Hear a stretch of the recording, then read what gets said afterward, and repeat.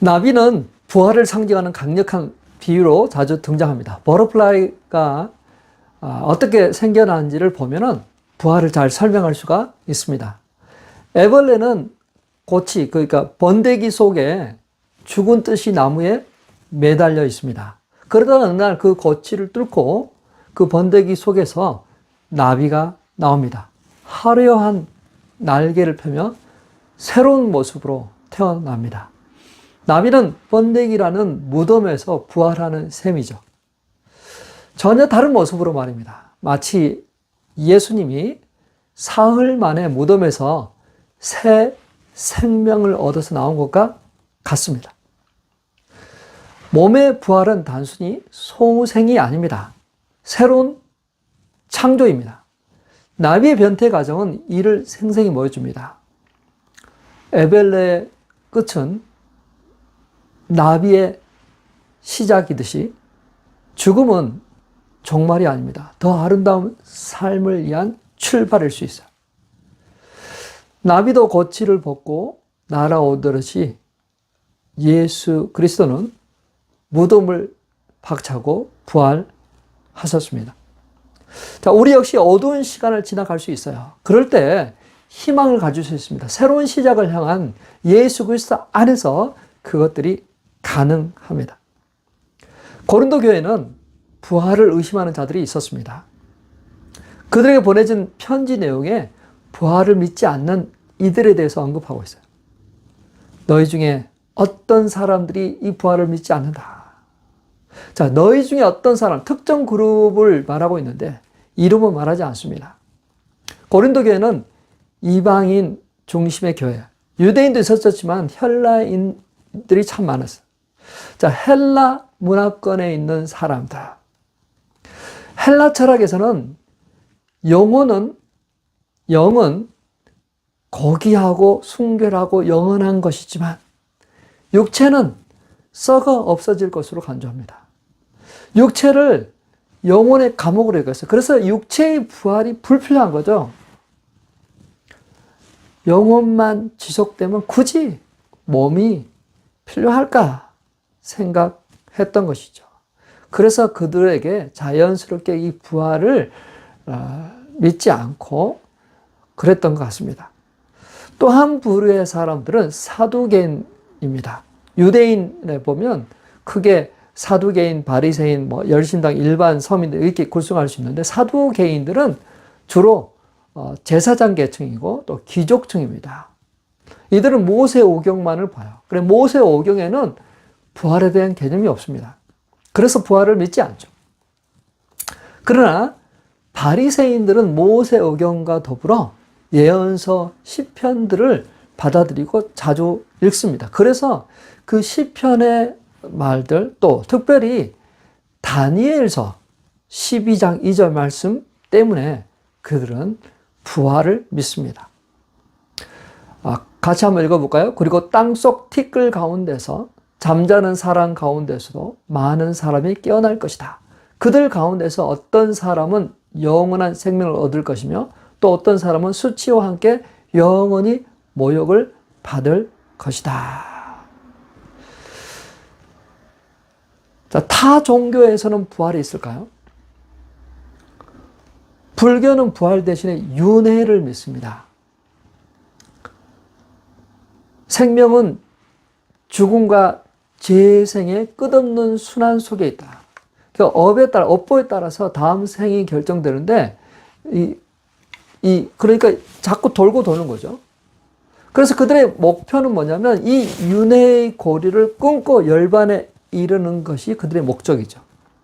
힌두교도 부활 개념이 없습니다. 윤회 사상을 갖고 있어요. 돌고 도는 거죠.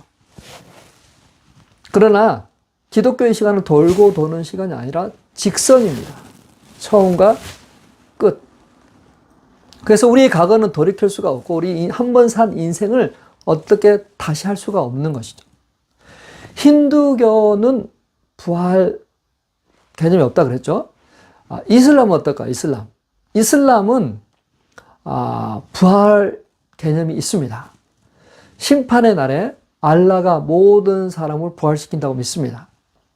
근데 이들은 예수의 부활을 인정하지 않아요. 왜냐하면 예수는 십자가에 죽지 않았습니다. 승천했기 때문에 부활이 없다고 이야기하는 거죠. 자, 그러면 현대인은 어떨까? 현대인은 부활을 믿을까요? 신앙이 없는 사람은 부활을 믿을까요? 믿지 않습니다. 믿는 게 불가능하죠. 왜냐하면 현대과학은 자연 법칙을 중시합니다. 죽은 사람이 다시 살아난다는 개념이 없어요. 과학적 합리성과 충돌합니다. 부활을 입증하는 주요 증거는 성경뿐이다라고 생각하는 거예요. 예수가 십자가에 죽었다는 것은 모두가 인정합니다.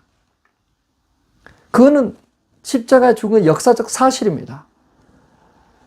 유대인 역사학자 요세푸스도 그의 죽음을 기록합니다. 대부분의 학자들은 그가 죽었다고 이야기합니다. 왜냐하면 십자가 사형 집행 방법이 누구도 살 수가 없기 때문에. 창을 든 병사가 옆구리를 찔렀잖아요. 아무도 살 수가 없습니다.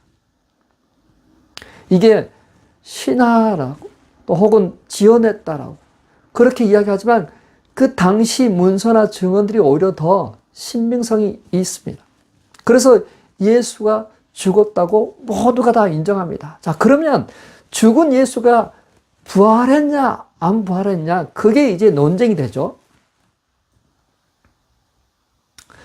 근데요, 성경에 그를 보았다고 하는 사람들이 많이 나옵니다. 고린도전서 15장 5절 8절입니다. 게바에게 나타나시고 다음에 12제자에게 나타나셨다고 하는 것입니다. 그 후에 그리스도께서는 한 번에 500명이 넘는 형제 자매에게 나타나셨는데 그 가운데 들어는 세상을 떠났지만 대다수는 지금도 살아 있습니다. 다음에 야고보에게 나타나시고 그 다음에 모든 사도들에게 나타나셨습니다. 그런데 맨 나중에 다리 차지 못하여 난 자와 같은 나에게도 나타나셨습니다. 들은 세상을 떠났지만 대다수는 살아있다고 합니다. 자, 예수의 부활은 저 어느 시골에서 이루어진 게 아닙니다. 아주 저 먼 시대 때 이루어진 것이 아닙니다. 바로 그때 로마 총독이 상주에 있는 예루살렘, 그곳은 성전이 있고 가장 많은 사람들이 살고 있는 그 예루살렘에서 이루어졌어요. 만약 거짓말이라면, 예수님께서 부활한 것이 거짓말이라면 그 진실은 바로 밝혀질 것입니다. 예수의 십자가 부활은 역사적 사실입니다. 그 사실을 제자들이 증언하고 있고 많은 사람들이 보았고 많은 사람들이 일시에 보았다고 증언하고 있어요. 성경 이외의 나머지 그런 기록들도 그것을 증언하고 있습니다. 자, 그 당시의 상황으로 한번 우리가 돌아가 보자고요. 예수가 부활했다라는 소식을 모두가 다 기뻐하지 않았어요. 싫어하는 부류가 있었습니다. 정말 싫어하는 부류가 있었습니다. 혹시나 있을 그 부활을 막으려고, 방지하려고 그 대책을 세웠던 사람들이 있었습니다. 그 사람들은 산헤드린 공의회입니다. 그들은 예수를 십자가에 못 박혀 죽인 사람입니다.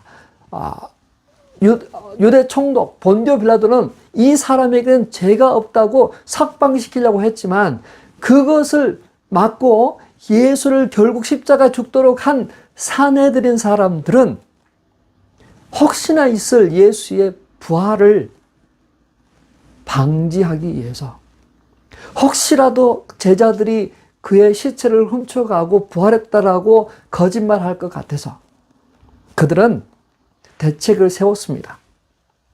무덤을 임봉하고 거기에 경비병을 낮과 밤으로 지키도록 했습니다. 그런데도 부활한 거예요. 만약에 사람들이 부활했다고 기뻐하고 즐거워하고 막 그 소문이 막 불 번져나간 것이 퍼져나갈 때 그걸 싫어하는 저들이 여기 있어, 예수의 시체는 아직도 무덤에 있어라고 이야기하면 되는데 그거를 못하는 거예요. 그 결정적인 증거를 제시하지 못하는 거예요. 왜? 부활은 사실이니까.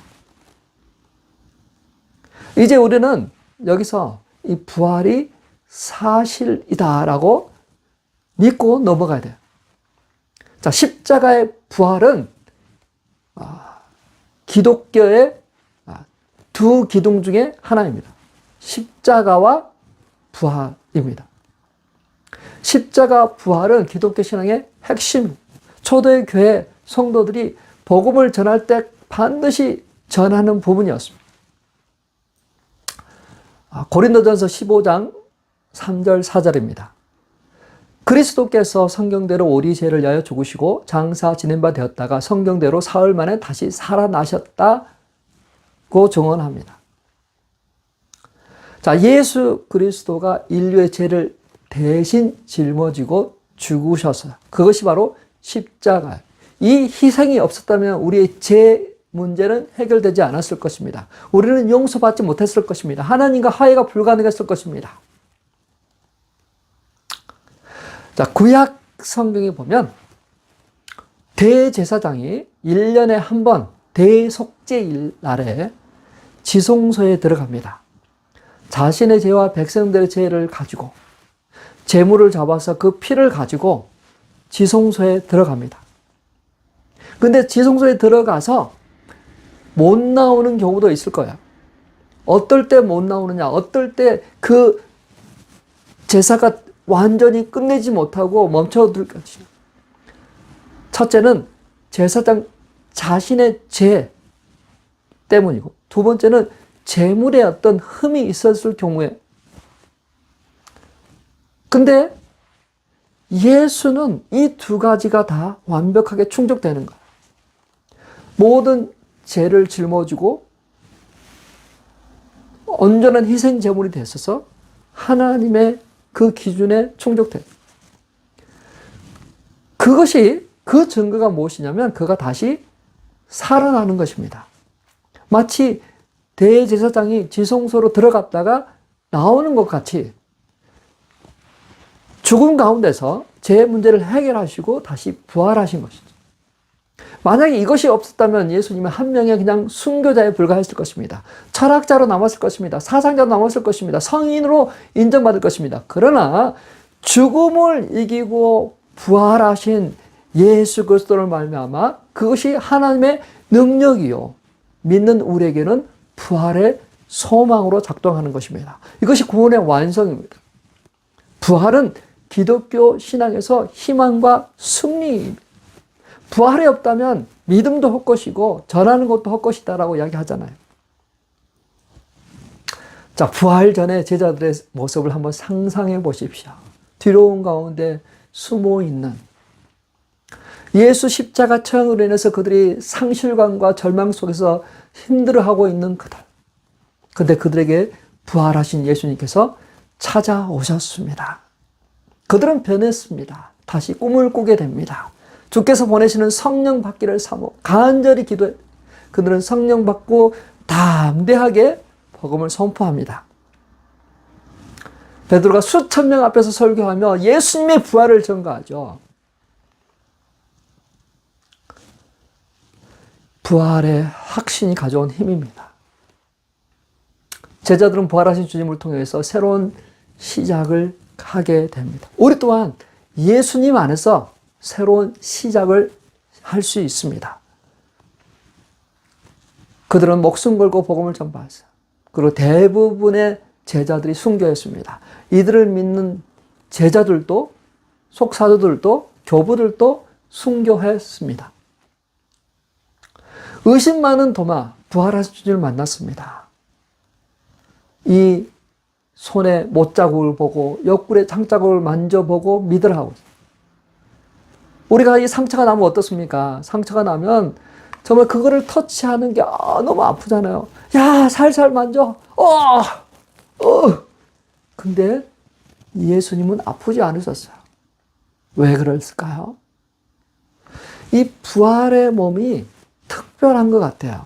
지금 우리가 입고 있는 그 몸하고는 달라요. 근데 영만 부활한 것이 아니라 육체를 가지고 상처가 있고 또 그리고 제자들과 같이 떡과 생선을 먹으셨잖아요. 이게 부활의 몸의 어떤 특징인. 도마는 그 주님을 보고 만지고 그 부활하신 주님을 믿습니다. 그리고 그는 복음을 증거하다가 자신의 목숨을 드립니다.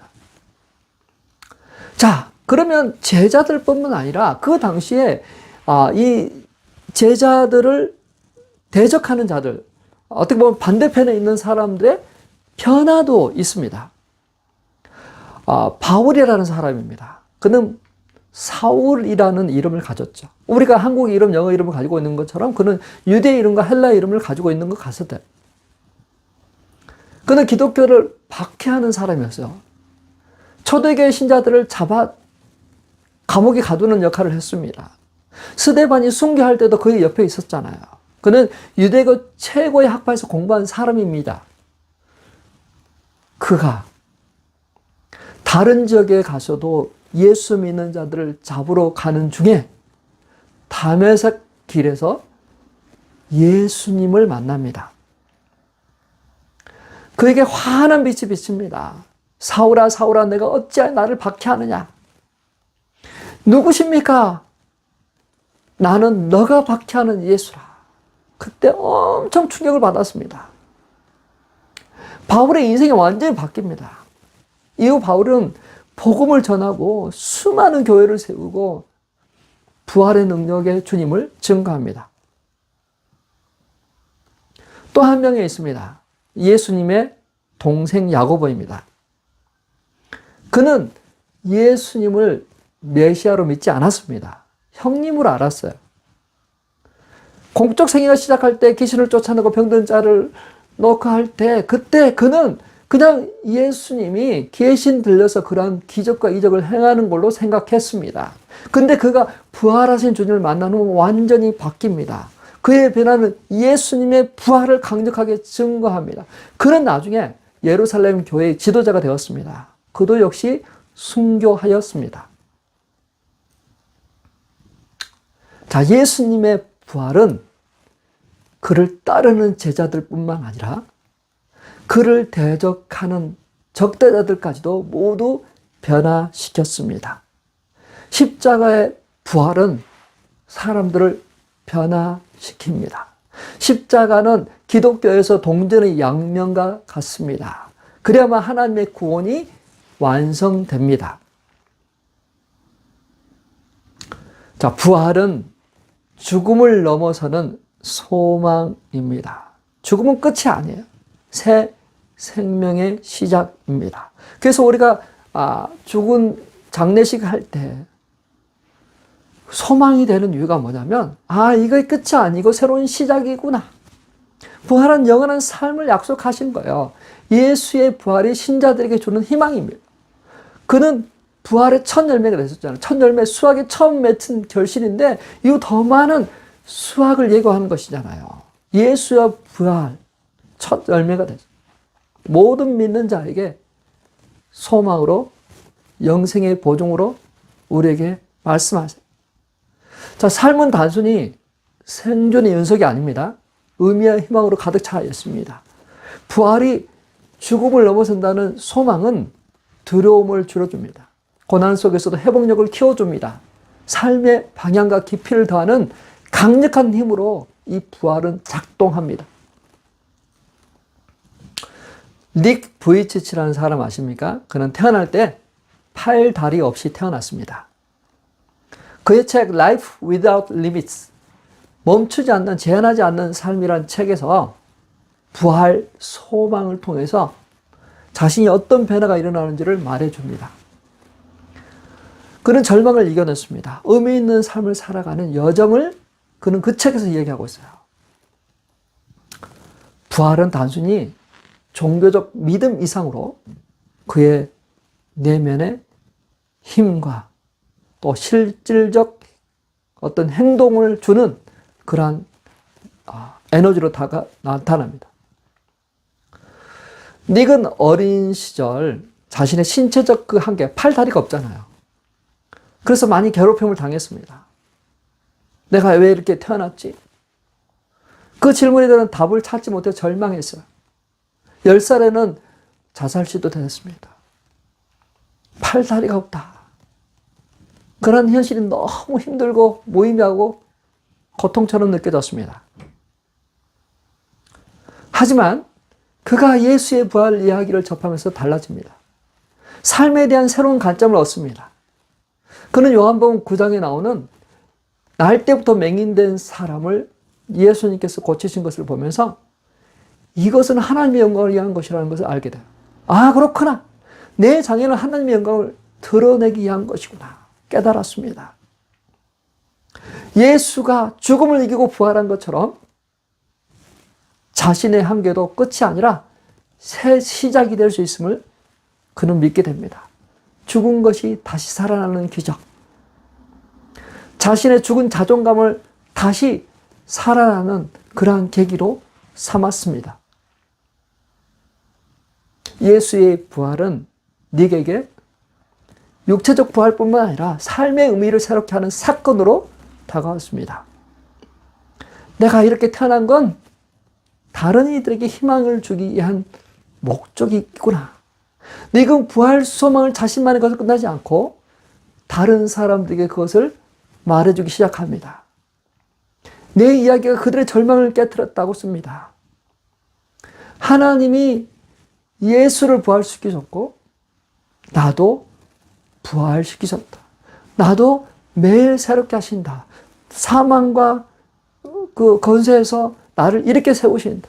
이 믿음이 나를 절망의 늪에서 끌어내신다. 한계의 너머의 삶을 살게 하신 하나님이시다. 부활 소망은 닉 부이치처럼 우리를 절망의 늪에서 끌어내게 합니다.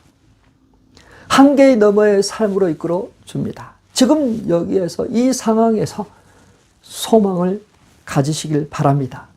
닉 부이치의 삶은 이 소망이 어떻게 절망을 이기고 있는지, 삶을 새롭게 하고 있는지 생생하게 보여줍니다. 부활은 다시 일어서는 힘을 줍니다. 상처를 극복하게 합니다. 새롭게 시작할 힘을 줍니다. 불안과 스트레스를 넘치는 이 시대, 모든 것이 잘 될 것이라는 확신을 가지게 합니다.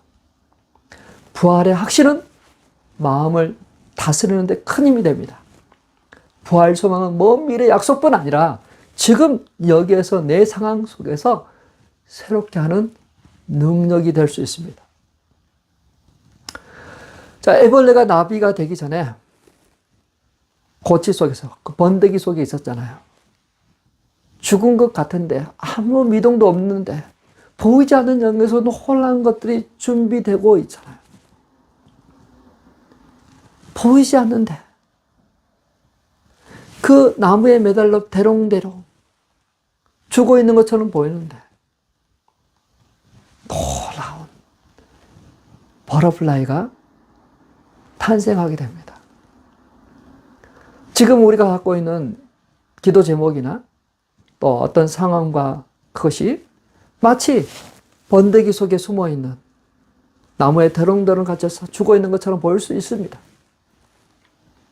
그러나 기억하십시오. 예수님께서 부활하신 것처럼 우리의 삶에 부활을 경험하게 될 것입니다. 우리가 먼 미래에 부활을 경험할 뿐만 아니라 지금 우리의 삶의 모든 영역에서 그 부활을 경험할 수 있기를 바랍니다. 자, 몸의 부활. 이것은 어느 날 갑자기 생긴 것이 아니라 성경에 기록된 대로 이루어지고 성취된 것입니다. 이 부활 신앙이 우리의 삶에 힘이 되고 에너지가 되길 주의 이름으로 축원합니다.